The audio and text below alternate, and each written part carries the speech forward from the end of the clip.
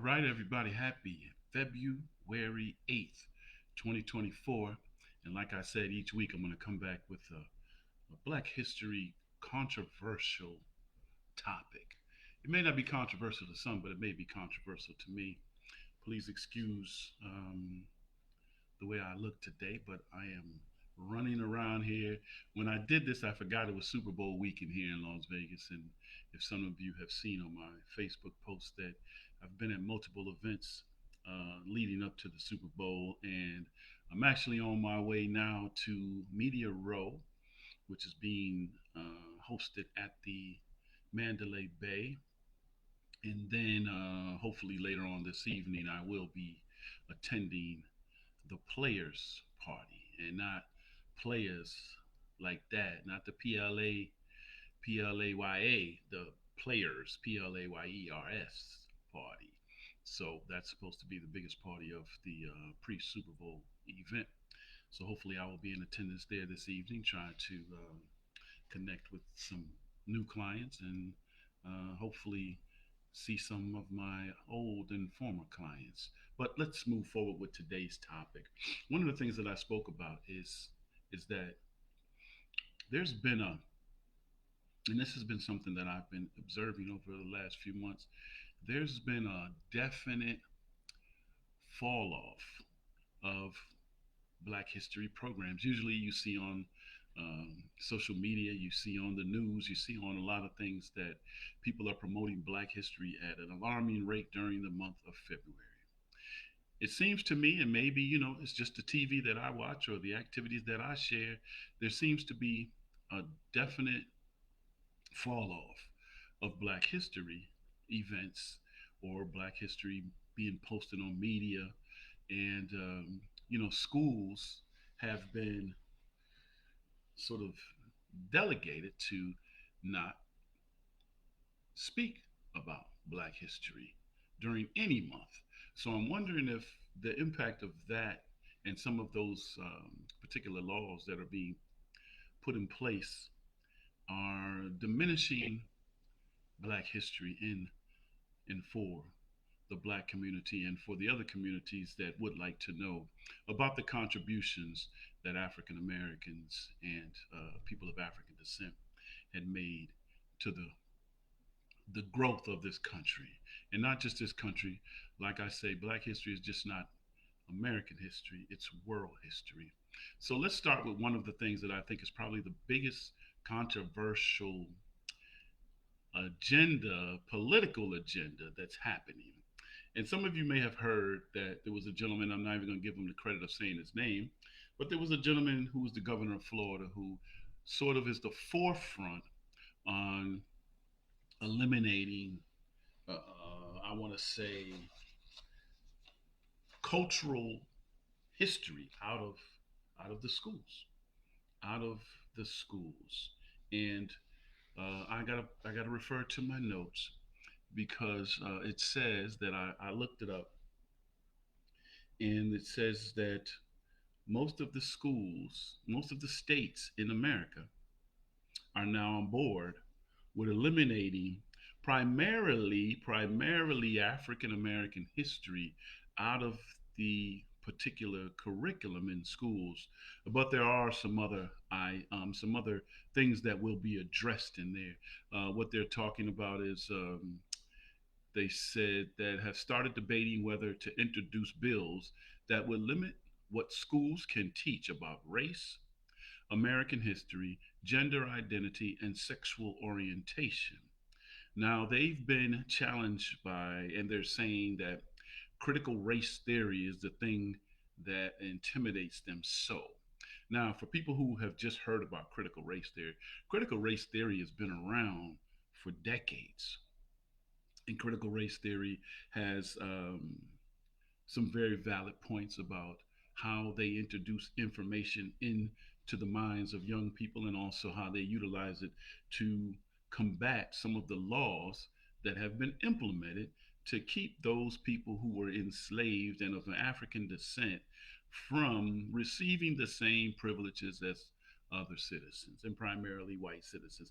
In America, we know that the biggest fight is between the black citizens and the white citizens, but it also affects other citizens who also, if you see a lot of times now, when they address their concerns, they attach it to this is the new civil rights initiative of this particular period of time.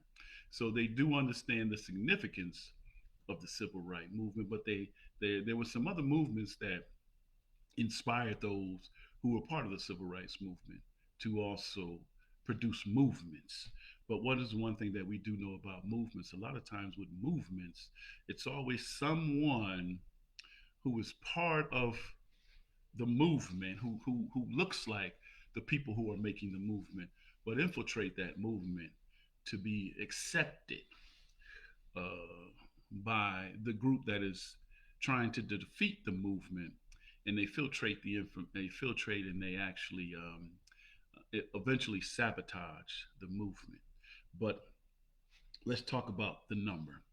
They said at least at last count 44 states have started debating whether to introduce bills, like I said, that would limit schools that can teach about race, American history, gender identity, and sexual orientation.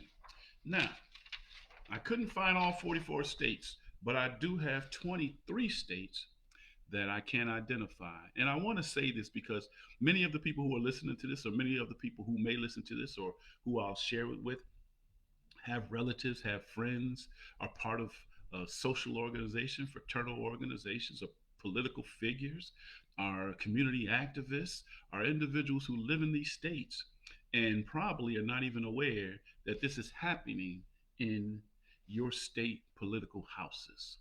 And I know that in every state I'm going to mention, there at least there is at least one person of color, or one person who is um, identifies as has a gender identity type of identity now, or sexual orientation, who is being affected by these laws that they're putting in place, which, like I said in the beginning, were part of the laws that were instrumental and took flight based on Florida's governor saying that people who felt that people were imposing their heritage on them, and those people felt violated, they could sue the individual for violating their personal rights. And the main thing was that people were pushing African American history. Now, like I said last week, for people, the fact that you have to look at it from both sides. You have to look at it from, okay, some of you all feel that we're equal and we have the same resources and access to resources, and we have the same ability to do the things that that that other people do. So why are we up in arms about trying to make the curriculum uh, evenly distributed that gives all people an understanding of the history of this country? Well, the reason why is because you're quick to talk about people being enslaved, but you're not at all quick to talk about the contributions of the things that you use every day that were uh, patented by people of color. Some of the things that they haven't got credit for were stolen by individuals who they submitted these patents to, and you still don't give them credit. So, why would you take away something that you say is not important unless you're trying to hide the importance of what it is, right? That's just my theory. But let me tell you about some of the states that are opposing this law that could prohibit the truth of world and American history. Now, number one is Alabama. The ban is in progress, so they're still debating on it. So if you're in Alabama, or if you want to correct me and say it's not in Alabama, I saw it on the Alabama State legislative agenda. So, Alabama, ban is in progress. Arkansas, it has been banned that this will not be taught in schools. Florida, we know, is banned. Georgia, the ban is in progress. Idaho, it has been banned. Iowa, it has been banned. Kentucky, the ban is in progress. Louisiana, the ban is in progress. Michigan, the ban is in progress. Missouri, the ban is in progress. Montana, the ban is in progress. Montana, the ban is in progress. New Hampshire, it's banned. Ohio, the ban is in progress. Oklahoma, it has been banned. Pennsylvania, the ban is in progress. Rhode Island, the ban is in progress. South Carolina, the ban is in progress. Tennessee, it has been banned. Texas, the ban is in progress. Utah, the ban is in progress. Washington State, the ban is in progress. West Virginia, the ban is in progress. And Wisconsin, the ban is in progress. Now, those are 23 that I could find that are 23 of the states that are legitimately putting this information on their political agenda, saying that this is one of the things that they're going to vote on in this forthcoming year. Now, one of the things I do know, because I get so many calls and so many emails about this is an election year, and many of you will have individuals of the states I mentioned come out to your state, and the presidential campaign and the presidential candidates will be speaking about things they're going to do for you. Now, I don't know if you don't want to ruffle feathers, or I don't know if you want to pluck the chicken before you cook it, or I don't know if you want to do anything that would cause you to be um, identified as a troublemaker. But if you think that Black history is important to you, or your community, or your children, or your grandchildren, or your great grandchildren, I want you to speak to the organizations that you're affiliated with. I want you to speak to your pastors. I want you to speak to your local politicians. I want you to speak to the people that are being the voices for you and tell them this needs to be number one on the agenda. Don't put somebody in office who's afraid to address how others feel about them. Put people in office who are willing to rock the boat a little bit. You remember the song back in the day, "Rock the boat, but don't tip the boat over." Well, sometimes you got to sink the boat. You have to sink the boat. But let me tell you why I'm saying this is very important, and people are letting this go by. People are not, they don't take it as important because some people I'm talking to are probably past the stage of, oh, Black history is okay, but we got to stop talking about it so much. Well, when people stop talking about you, you are no longer valid. You are no longer valuable. You are no longer a part of the discussion. So your views, your needs, your wants, the things that are going to make you feel valued, right, are no longer necessary for us to talk about because you are no longer a factor. We're going to eliminate you slowly. And some of those things that have happened, let me tell you some of the things that happen. I want to say this because some people say, well, no, it's always been fair. Well, let me explain to you something. And I'm going to read this. It says, following the abolition of slavery in America with the ratification of the 13th Amendment in 1865, several laws and practices were implemented to prevent African Americans from having social and equal access to the same rights and privileges as white Americans. These measures were both legal and societal, creating systematic barriers that persisted for decades. Some of the most notable are in 1865 to 1867, there were black codes. These codes were primarily designated to restrict the freedom of African Americans and assure their availability for cheap labor force after slavery was abolished. Let's move on to probably the most prominent one, which are the Jim Crow laws, which took place in the late 19th century to 1965. Enacted by southern states, these laws enforce racial segregation in all public facilities, such as schools, transportation, restrooms, and restaurants, under a separate but equal status for African Americans. Let's talk about something that I just spoke about that's going to happen in 2024, voting restrictions. Now, a lot of us say, well, I don't like none of the candidates, so I'm not going to go out and vote.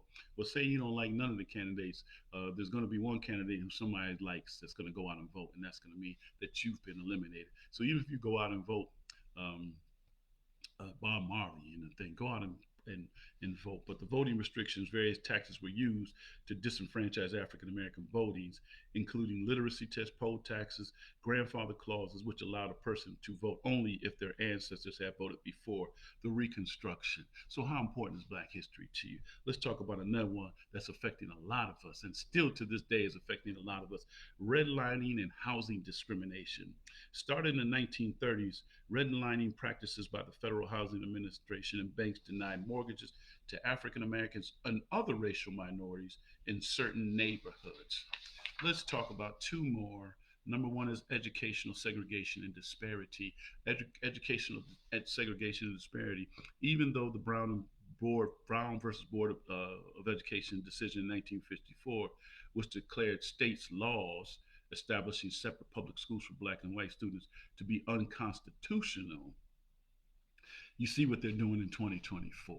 They are now eliminating the fact that this information should be shared with anyone who attends school. So you're telling me that it's still not happening? I would definitely have to disagree. And let's talk about the last one. The last, no, two more, excuse me.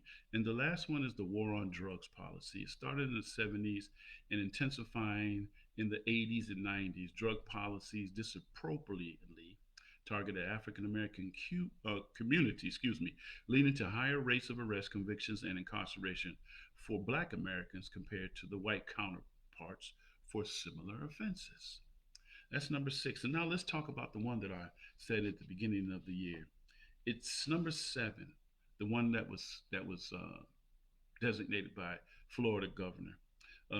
It's the Stop Woke Act. And I was going to wear my shirt that says "Stay Woke" today, but I'm running, so you know I have one. But it's the Stop Woke Act in 1923. I mean 2023, and it was spearheaded by Florida's governor to, like I said, eliminate the teachings of African history in the schools. And like I said, to date, 44 states have signed on. I gave you 23 states that have this on their current ballots. And so I'm just going to say this one time, and I'm going to reiterate: how important is Black history to you? It's not talking about Black history. How important is Black legacy to you? How important is our Black children having a foundation to believe that they are just as valuable as any other child in this world? If they don't know where they came from, they have no idea of where they're going. And if nobody has direction, then that means you will definitely be led off a cliff.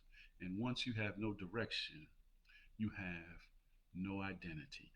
And so, with that being said, I just wanted to say today, February 8th, on my Black History uh, sort of conversation, I just wanted to ask that question for all the people out there, again, who are involved in social organizations, fraternal organizations, sororities, church groups, community groups, anything like that, political affiliation, political groups. You need to have that topic, that conversation in on your agenda, every single agenda. And you need to start doing some social groups on video to find out how each group is going to be able to carry a torch to the finish line that doesn't allow these states to eliminate us out the history books. All right? That's your house call today with Dr. Rory T. Edwards. I hope everybody's having a wonderful February. I hope people will continue to do what's right by them and also to stand for what you believe is right in your spirit. Right? So until we talk again, I want you all to have a blessed and and gratified day of understanding that you are amazing and that nobody can take away the history that you created because you are your story. And if you don't tell your story, you allow someone else to tell your story. So until we talk again, you all be well. This is Dr. Rory T. Edwards, You can reach me at www.rorytedwards.com, or you may send me an email, or you may post in this post what your thoughts are about what I shared. Uh, but I want to tell you though, please, if you do share solutions, because I've already given you the problems, right? We don't need 20 people to say what the problems are. We know what the problems are. Provide solutions. And if we provide solutions, then we can galvanize, and we could um, provide a solution that gives us the opportunity to be the great individuals that we were put on this earth by the Creator to be. All right, that's my final word. Until we speak again, you all be well, stay blessed, and Ashe. Bless up.